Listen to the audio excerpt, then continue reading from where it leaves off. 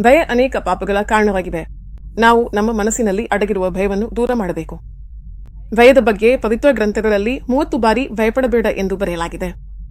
ಆದರೂ ಪ್ರತಿದಿನವೂ ಪ್ರತಿಕ್ಷಣವೂ ಪವಿತ್ರ ಆತ್ಮನು ನಿನಗೆ ಭಯಪಡಬೇಡ ಎಂದು ಕಲಿಸುತ್ತಾನೆ. ಇದಕ್ಕಾಗಿಯೇ ನೀನು ಭಯಪಡುತ್ತಿದ್ದರೆ ಅದು ಆಜ್ಞೆ ಉಲ್ಲಂಘನೆ ಪಾಪವಾಗುತ್ತದೆ. ನಾವು ಪಾಪ ಮಾಡಿದರೆ ದೇವರಿಂದ ದೂರವಾಗುತ್ತೇವೆ ಎಂಬುದು ನಮಗೆ ಗೊತ್ತಿದೆ. ಆಜ್ಞೆ ಉಲ್ಲಂಘನೆ ಪಾಪವಾಗುತ್ತದೆ ಎಂಬುದು ನಮಗೆ ಗೊತ್ತಿದೆ. ಆದ್ದರಿಂದ ಭಯಪಡುವುದು ಹಾಗೆ. ನಾನು ನಿಮಗೆ ಒಂದು ಪಾಪವನ್ನು ನೆನಪಿಸುತ್ತಿದ್ದೇನೆ. ಭಕ್ತನು ಭಯಪಡಬಾರದು. ಭಕ್ತನು ಎಂದರೆ ನಂಬಿಕೆಯಿಂದ ಜೀವನ ನಡೆಸುವವನು. ಆದುದರಿಂದ ಭಕ್ತನು ನಂಬಿಕೆಯಿಂದಲೇ ಬದುಕಬೇಕು, ಬೆಳಕಿನಿಂದ ಅಲ್ಲ, ಆದರೆ ವಚನದಲ್ಲಿ ಉಳಿದುಕೊಂಡು. ಭಕ್ತನು ನಂಬಿಕೆಯಿಂದ ಬದುಕುತ್ತಾನೆ, ನೋಡುವುದರಿಂದ ಅಲ್ಲ.